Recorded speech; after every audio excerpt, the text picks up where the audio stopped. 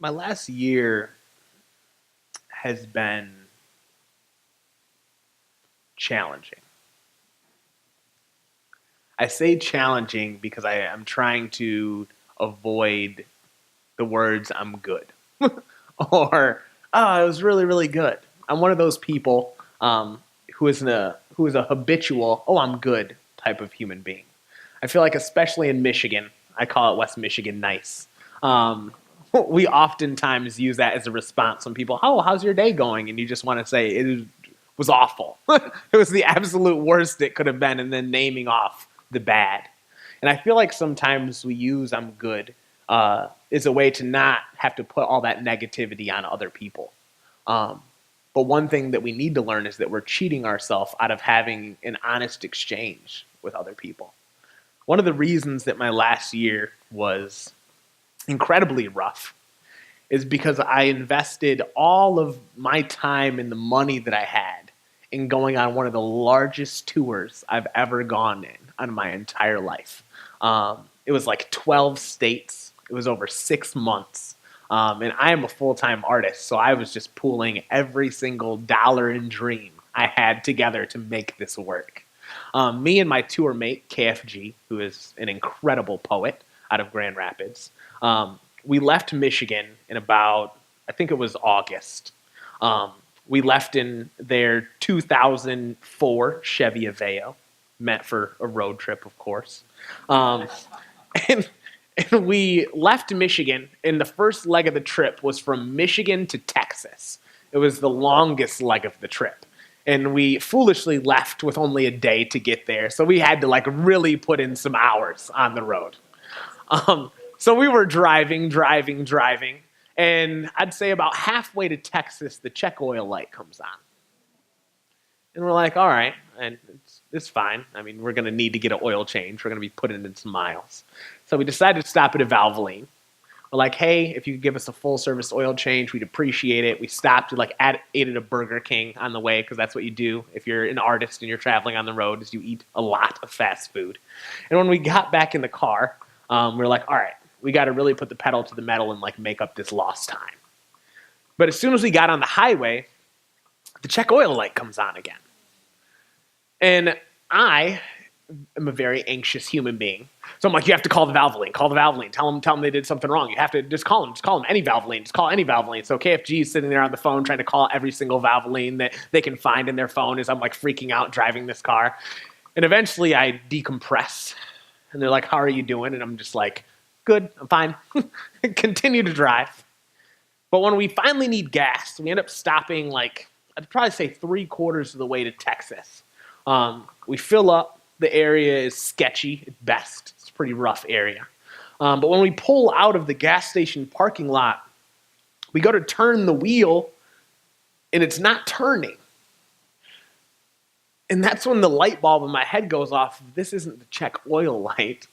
This is about power steering. This is power steering fluid.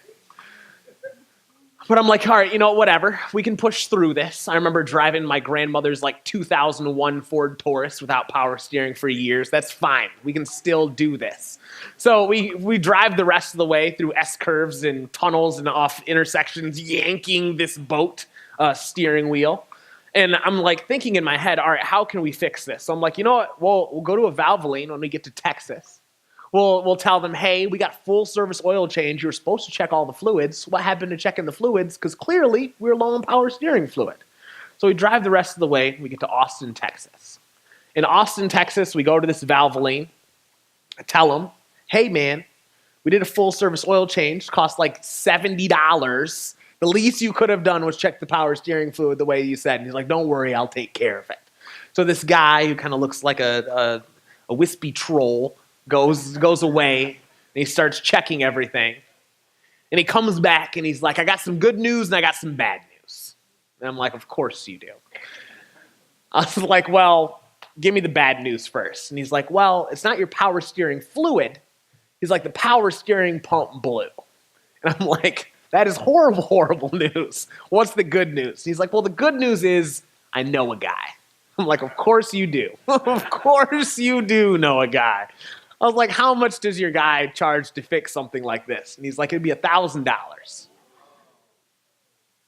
I'm a full-time artist.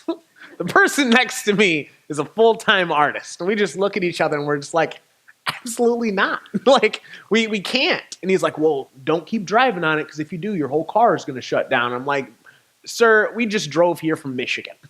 I'm going to be a little bit confident that the car isn't just going to shut down and break and never to be used again. So we go to our show that night that's in San Antonio.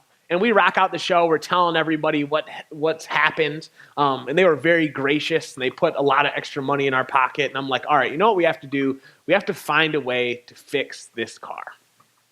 So I'm using my brain the way my grandpa always tells me to do. And he's like, problem solve, problem solve, problem solve. And I'm like, all right, we need to find the part. So we start going to all these different junkyards in Texas to find this power steering pump. That was a horrible idea. No junkyard just has the power steering pump for a 2004 Chevy Aveo. So I end up going to a Napa parts store, and I'm like, hey, how much would it cost for the power steering pump for the Chevy Aveo? And they were like, $200. And I'm like, all right, $200 sounds a lot better than $1,000. So I think we can do that. So we each split it, $100 each. And I'm like, calling all these mechanic places. I'm like, hey, I have the power steering pump. We're from Michigan. Can y'all help me out, just please, and put this in the car? That's not the way mechanics work. They're all like, absolutely not. You have to use our parts. So at this point, I'm starting to get really, really, really disheartened. As I'm disheartened, I go on Facebook the way that you should never do whenever you're upset. But instead of seeing negativity around politics, I see that one of my good friends, Danny Rose, has not been found. He just had a new baby girl, and just nobody knows where he is. And at this point, I'm just like, he just had a kid. How does nobody know where he is? This doesn't make any sense. So we continue to pick up the phone. I'm like, I need to get off Facebook. So I make calls, and I make calls, and I make calls, and finally we come across this guy named John. And John seems like the nicest guy in the entire world. John says, bring me the power steering pump. He's like, I'll go ahead and put it in. He's like, I'm not going to charge you $1,000. He's like, we'll try to make it work. So I go and see John. We pull up to John's house, and John has what appears to be a car graveyard in his front lawn. His entire front lawn is cars. Old cars, new cars, cars that were half taken apart, windshield wipers to cars. It looks like a car museum. And we go up to this guy, and we're like, hey, man, we're from Michigan. I just want to let you know. We're on a poetry tour. It's rooted in mental health and mental health awareness. We are independent artists, and he's asking us all these questions about our upbringing, and he shares this story of his cousin who passed away due to suicide. And it really hits in the heartstrings. And we're telling him, like, hey, you know what? You should come to the show tonight because we're going to be talking a lot about this. And he's like, you know what? I think I might actually do it. But while I'm getting your car fixed, go ahead and take one of these cars. So he gives us this car that's significantly nicer than our car. It's like a 2015 Chevy Malibu. So we're like riding in style at this point. So we've upgraded. So we go to the show that night, and in comes John. Walks through the door with his significant other. And he's like, I'm so excited for this show. And I was like, I didn't even think you were actually going to come. I had no faith that you were actually going to be here. But he sits in and he soaks it all in. And after the show, he comes up to us and he has tears in his eyes. And he's like, I'd never thought that my story would relate with somebody who I just didn't know. And he tells us that he's going to fix our car for next to nothing whatsoever. And not only is he going to do that, but he buys so much of our merchandise. He buys multiple shirts. He buys books. He buys t-shirts. He just makes donations. He ends up paying us more than we were ever even going to pay him to fix the car whatsoever. And at this point, I'm just like, I did not expect this story to go this way. And I'm all shaken up and I'm nervous and I'm just like giving him hugs. And he's like the type of guy who doesn't like hugs, clearly. He's just like, ugh. And I'm just like, embracing him deeply. And he's like, don't worry about it, man. He's like, please keep doing exactly what y'all are doing. And we're like, all right, great. So we're like, all right, you know what? We're back in action. We have the car. We're good now. So we decide to go to the next show, which is in Houston. We go to Houston, we pull up, we're like slapping hands, we're like, yeah, we're bouncing back, we're on the come up. We park a street behind the venue, we go into our show at Houston, we set up our merchandise table once again. We're like super excited, this spot is absolutely beautiful. We're there for like 10 minutes getting set up, and the host comes up to me and he's like, hey, where did you guys park? And I'm like, 2 streets behind the venue, and he's like, absolutely not, no. We need to go get your car right now. And I'm like, what do you mean? We just got it out of the shop. What do you mean we need to get our car? And he's like, come on, we need to go right now. We run up to the car, and I'm searching for the car, and it's nowhere to be seen. They towed the car. It wasn't even there for 10 minutes, and they towed the car. And he's telling me, yeah, it's like that in Houston, man. I'm really sorry. We'll see if we can raise enough money for you to get it out of the shop. Of course, here we go again. So we do the show and we tell everybody, and everybody's really, really gracious. And we go that night to get our car to the shop, and we're like, hey, you had our car for like 10 minutes. We came right after this show. How much is it going to cost to get out of the shop? And they're like, $750. And I'm like, you got to be kidding us. This is not real life. And the lady is pretty stern, as all people at the DMV area are. She was not budging. She did not care about our story. Our story and what our purpose was did not make a difference whatsoever. But we ended up pooling all of our extra money together, pulling money out of our bank accounts. Now we're pretty deep in the negative at this point. But we're like, all right, you know what? We need to get out of Texas. Clearly, Texas is not our friend. Let's skip a show, go forward to our next show in Colorado. So we're like, you know what we're going to do? We're going to drive all the way through the night. We're going to make it to Colorado. When I booked this tour, clearly I'm not savvy when it comes to the geography of the United States, because I don't know why I would make the show in Colorado 2 nights after our show in Texas. I don't know why I didn't think it was that far, but it was incredibly far. If you did not know this, if you're driving from Texas to Colorado, halfway through that drive is still Texas. You still don't actually make it out of Texas when you're going that way. So we drive halfway through the night to Amarillo, Texas, where Amarillo is not the best place in the entire world for any of you that know Amarillo, Texas. We stay at, I think, what was a Night's Inn, which was, it's a Seen Better Days motel. I slept by the window because if somebody broke in, I wanted to be able to swing first. That's exactly like what was going on in my mindset if somebody was to rob us in this motel.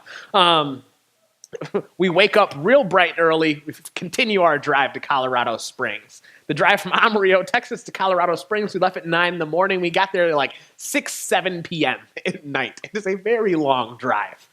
We get there an hour before our show. I'm once again just really, really anxious. I'm like, we're here though. We're here. We're here for our show. Let's find a spot to park. We'll ask for directions, find the venue. Let's bounce back. And KFG's like, yes, absolutely. Let's bounce back. I also needed to go to the bathroom because halfway up, we ate at a very not great Mexican food restaurant.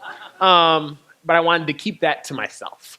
When we go to stop and park and ask for directions, smoke starts bellowing out of the hood of the car. And at this point, I'm trying not to cry. I'm trying really hard not to cry. But KFG loses it. They start bawling. They're like, you got to be kidding me. This isn't the way it's supposed to go. And I'm like, you know what? Let's just go. We'll get a water, something, and reset. I need to go to the bathroom. We go to get our stuff out of the car, and KFG starts feeling around and is like, I think I left my wallet at the Mexican food place. And literally just loses it crying. And I'm somebody who, I always say I'm good. I say I'm good. I say I'm good. I say I'm good. But part of me has convinced myself that the reason I do that is because if I break down and start getting upset, then there's going to be nobody strong to hold anybody up. So I'm like, I can't break down. So I'm like, nope, don't worry about it. We'll call them. We'll take care of it. We'll have them FedEx it to us. Don't think about it. We're like, all right, whatever. So we go and we do this show. KFG is like trying not to cry this entire show. Like is on stage trying to tell this poem, trying not to cry the entire time. Once again, I go on Facebook. I'm about to ask people for help. Hey, does anybody want to help me out? I go on Facebook and I see that my friend Danny, who is disappearing, committed suicide. He jumped off a bridge into the Kalamazoo River. And at this point, I can't hold it together anymore. I'm like, no, I can't. So I'm crying my eyes out outside this venue. The host is like, hey, don't worry about it. We'll take you to a hotel. You can find a mechanic in the morning to fix the car. I'm like, I don't want to talk to any more mechanics. I don't know what I want to do, but I don't want to just keep standing here. We go to a motel that night. We get our stuff, like our merchandise bags out of the car. We're like, we'll just leave everything else in the car because I'm not going to carry these 20 bags in and out of this hotel. We go into the motel, another really shady motel. This one was shadier than the first motel. And we stay the night. We wake up, and I wake up, and the mountains in Colorado Springs are beautiful. They are absolutely incredible. I walked out of this $2 motel to a $2 million view. And I started feeling a little bit better. Danny always wanted to travel for his art, so I was like, I feel like he'd be like, at least you're doing what you'd love to do and what you're supposed to do. And we call an Uber so that we can meet this mobile mechanic we found online. We tell him where the car is, and we go to meet him there. And the mobile mechanic meets us there, which I was really, really excited to see. What I was not excited to see was that our trunk was open and our doors were open, and somebody literally stole every single thing out of the car. They stole yoga mats, shoes, clothes. They stole my girlfriend's clothes who visited us in Texas, who decided that she didn't want to take them on the airplane and just put them in the trunk. They stole food, snacks. They stole money. They literally took everything out of our vehicle. And at this point, we both just can't not cry now. So we're just like, that's the it of it, right? Like, I can't do anything more. And the mobile mechanic's like, hey, is this how you left your car? And we're like, no, sir. No, this is not how we left our vehicle. Absolutely not. And we tell him the story, and we tell him about John, and we tell him about how we're doing this tour for mental health, but not mentally keeping it very well together. But we're trying to. And this guy is like, man, that sounds like a really rough story. And he starts fixing the car, and he tells us what's wrong with it. And he's like, you know what? He's like, I think I can absolutely fix it on the spot. I can get you guys going today. And I'm like, no way. And I go to get out my wallet. It has like $70 in it. And I'm like, how much is it going to cost, man? Because I'm not doing very well. And he tells me, don't worry about it, man. He's like, just keep telling your story and doing the things that you can do, because that's really all that you can do. And just keep trying to pay it forward in some way. And at this point, this guy is probably 250 pounds, burly gentleman. And I just like jump on him, like to give him a hug, face wet and crying. And he's just like looking at me like, so uncomfortable. And I remember getting to our next venue, our next show after that, after I don't even know how we were still going. And the host asked me, and he's like, hey, how are you doing? And I didn't say I'm good. I was like, I don't know how I'm doing, because one of my best friends died, and I'm out thousands of dollars.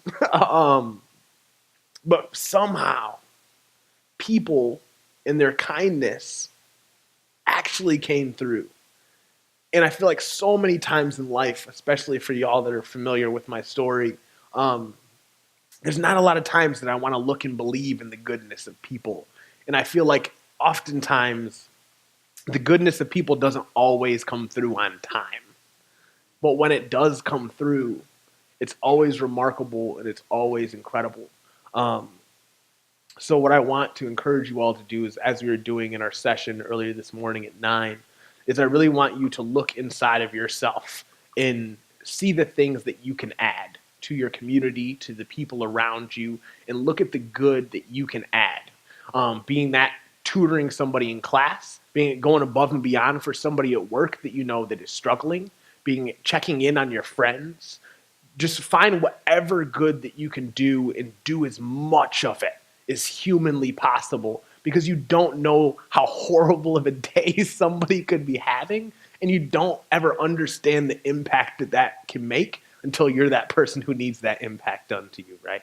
But this poem is a poem that I did all over tour. And it's a poem that always reminds me to check in on my people that are struggling, because still to this day, I feel guilty about not checking in on Danny as somebody who always talks about mental health. And he's somebody who is my age, who's a man of color, who people oftentimes don't think will be a victim of suicide. Um, and this is also a ballad to y'all to keep checking in on your people and trying to pull them in.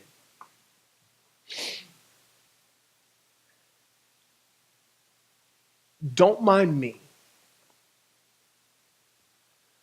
because this poem is meant to be quiet. Said doctors about the child that was stillborn, moving. Said factors about the lifestyle I still live, yet soothing me more than the antidepressants, because isn't it depressing how life works sometimes? Yet, isn't it refreshing how life works sometimes? I'm sorry. I guess that's the bipolar. When you can go from your childhood theme song matching Saturday morning cartoons and understanding why you love ninjas, pizza, and turtles, to not understanding why life's hurdles seem to match Berlin walls as you crumble to pharmaceutical commercials because the jingle over the symptoms matches the dinner bell, and you're starving to feel normal. Your own arm always looks a little bit more appetizing when you feel trapped, so smother that. No, where is the salt? Because I know someone is willing to throw it, and I may have open wounds that won't heal soon, so if you are going to throw it, could you please pass the paper shaker? It is normal to eat 3 meals a day, and this might make a great one, but do you suffer from bulimia if you're busy coughing up your differences instead of meals? What's normal? Sometimes when I reminisce, I get sad. Is that depression? Should life lessons be, forget that stepdad one tried to fight me every day because a pill will fix that? Erase the memory of my grandest father figure, trying to figure out why I can't bear to see him change with time, as I was told that Alzheimer's disease would make him forget me anyways. This one time, or 2 or 3 or 4 times, I thought about hurting myself. That's not normal. What's normal? I hear the symptoms are having both parents, happy and functional. Functional meaning what you see is actually what you get. And those skeletons, if there are skeletons, will be safely swept under the rug, out of sight, out of the mind, as if the blind are happier people. Because happy, that's normal. And not bottling the you won't, because you can't, or the you are too to do it, or I wish they never, so I never felt not normal. You shouldn't bottle unless it's prescribed. It's not normal. Well, neither is my disorder, apparently. And for some scary reason, I'm labeled a 25th percentile child and the world isn't bipolar. Then I ask, well, why does the globe have 2?